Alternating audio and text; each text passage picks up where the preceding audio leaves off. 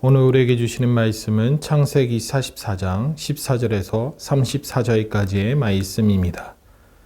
주요한 구절만 읽겠습니다.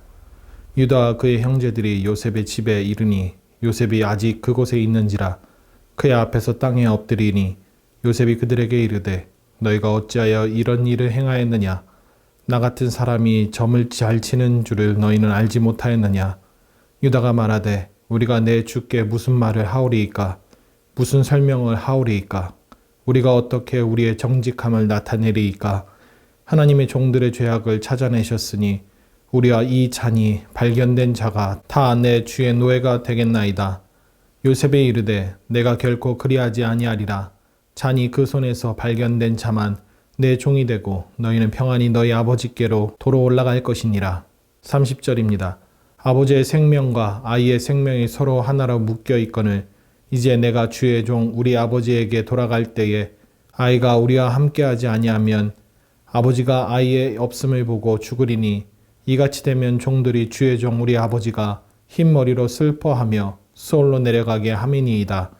주의 종이 내 아버지에게 아이를 담보하기를 내가 이를 아버지께로 데리고 돌아오지 아니하면 영영이 아버지께 죄짐을 지으리이다 하셨사오니 이제 주의 종으로 그 아이를 대신하여 머물러 있어 내 주의 종이 되게 하시고 그 아이는 그의 형제들과 함께 올려 보내소서. 그 아이가 나와 함께 가지 아니하면 내가 어찌 내 아버지에게로 올라갈 수 있으리이까? 두렵건대 제 애가 내 아버지에게 미침을 보리이다. 아멘. 요셉은 왜 그러는 것일까요? 요셉은 또 계략을 세웁니다.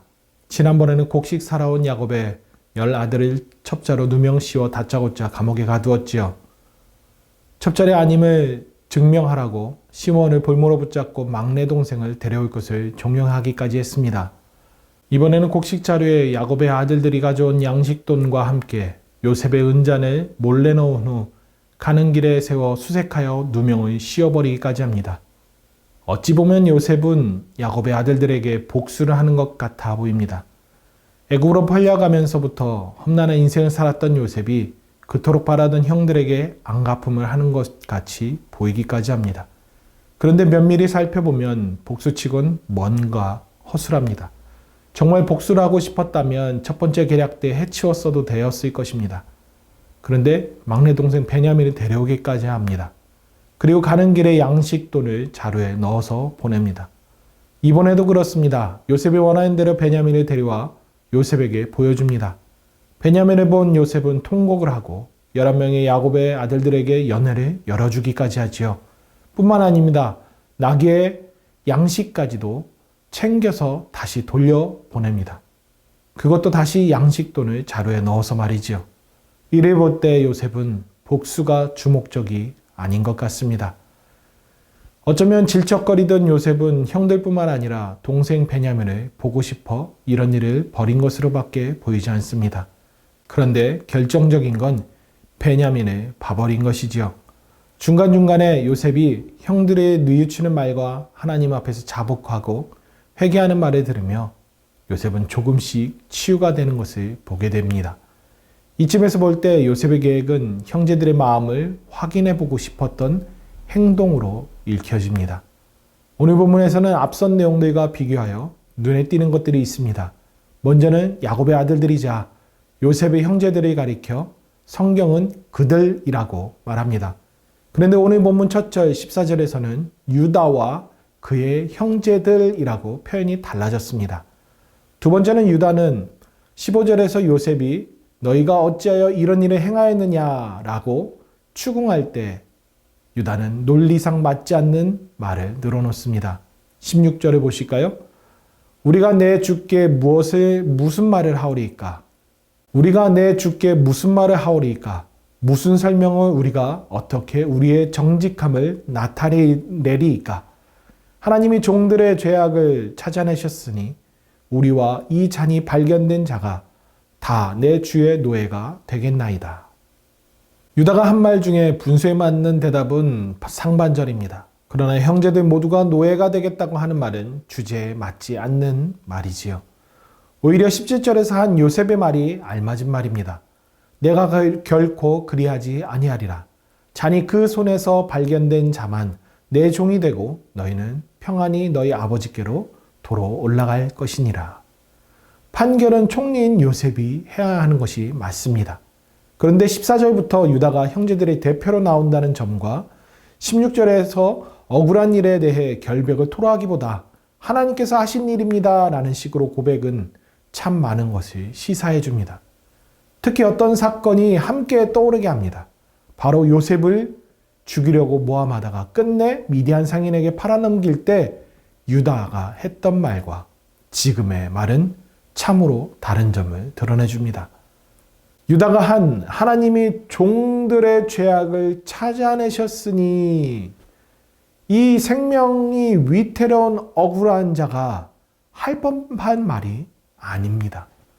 이는 자신은 물론 형제들의 앞일은 하나님의 손에 달려 있습니다 라는 고백과 함께 자신들이 요셉에게 해서는 안 될 과오에 대한 심판을 염두한 체념어린 말이라 읽혀집니다. 맞습니다. 유다는 형제들과 겪는 이 말도 안 되는 일들이 자신들의 옛 과오를 들춰낸 것임을 깊이 시인하고 있는 것입니다. 이쯤에서 볼 때 우린 하나님 앞에서 두려움을 느낍니다. 왜냐하면 우리가 살아온 일에 대해 하나님은 다 알고 계시고 언젠가는 분명하게 문책을 내리신 거룩하신 하나님이라는 것입니다. 우리가 득죄한 죄에 대해선 언젠가는 하나님 앞에서 해명해야 할 것입니다. 그리고 대가를 치러야 한다는 것이지요. 여러분, 우리 하나님은 거룩하신 분이십니다. 우린 예수 그리스도의 은혜로 우리의 죄가 사해졌다는 생각으로 죄에 대해 안일하게 치부할지는 모릅니다. 하지만 성경은 언제나 경고의 메시지를 주십니다. 내가 지은 죄는 사라지지 않는다. 너의 죄는 반드시 내가 물을 것이다 하는 그 말씀 말입니다. 여러분, 심판자 하나님을 두려워하십시오. 죄에 대하여 요셉처럼 득죄하지 않으려는 마음으로 일상을 살아가실 수 있기를 바랍니다. 아울러 유다의 고백은 나약한 인간, 손바닥으로 하늘을 가릴 수 있을 것처럼 살아가는 인간에게 언제나 지은 죄에 대해 죄책감은 없어지지 않는다는 것을 알려줍니다. 우리가 잠시 망각할 수 있는지는 모릅니다. 그러나 영원히 없는 것처럼 묻어지지 않는다는 것, 그것을 기억해야 합니다. 그래서 의롭게 된 우리는 죄를 용서받고 탕감받았음을 인식한 후에 죄에 대해 피 흘리도록 대항하듯 거룩하게 살아가야만 한다는 것이지요.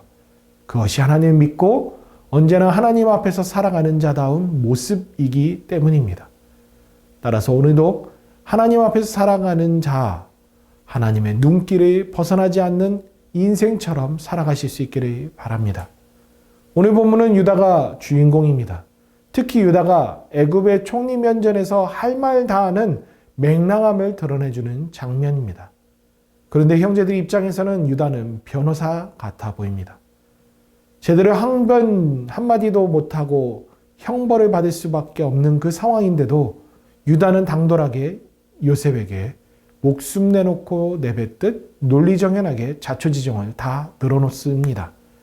그런데 유다의 변호는 우리로 하여금 두 분이 오버랩되게 만듭니다. 한 분은 우리 중보자 되시는 예수님, 다른 한 분은 가장 소중한 아들을 내어주시는 성부 하나님 말입니다. 유다는 예수님의 선조이지요. 예수님은 유다 가문의 사람입니다. 그래서 그럴까요? 유다는 예수님처럼 형제를 대변하여 중보하는 자의 역할을 자처합니다. 그래서 진노로부터 벗어나게 만듭니다. 아울러 유다의 변호의 말 중에는 이제야 비로소 유다가 그리고 형제들이 가장 소중한 아들을 잃은 아버지의 마음을 헤아렸다는 것입니다. 요셉을 헤아려고 했을 때는 아버지의 마음은 안중에도 없었습니다. 그런데 지금은 요셉을 잃은 아버지의 마음을 이해합니다. 그래서 베냐민만큼은 지키려고 무던히 애를 쓰는 모습을 보게 됩니다. 여러분, 우리도 우리를 위해 하나밖에 없던 독생자 예수 그리스도를 잃은 하늘아버지의 마음을 읽어야 합니다. 그리고 잊지 말아야 합니다. 얼마나 아프셨을까? 그리고 얼마나 아프실까를 말입니다. 자녀를 키우다 보면 자녀들이 큰 일을 당했던 것을 지켜본 부모라면 잊고 싶을 만큼의 트라우마로 인해 노심초사하며 살아가기도 하지요. 그처럼 우린 아버지 하나님께서도 겪지 않으셔도 될 트라우마를 겪으신 하나님의 마음을 헤아릴 수 있어야 합니다. 그리고 중보자로서 십자가에 달려 죽으신 예수님, 그리고 훗날 아버지 하나님께서 심판대에 선 우리를 문책하실 때 곁에서 중보하실 우리 예수님을 우린 내리 속에서 잊지 않고 살아가야 합니다. 오늘 유다의 변호를 통해 중보자 예수님과 자식 잃은 아버지 하나님의 심정을 떠올립니다. 오늘도 새날 주신 하나님, 그리고 예수 그리스도의 은혜와 하나님의 무한한 사랑을 머금고 살아가시는 저와 여러분들 될 수 있기를 바랍니다.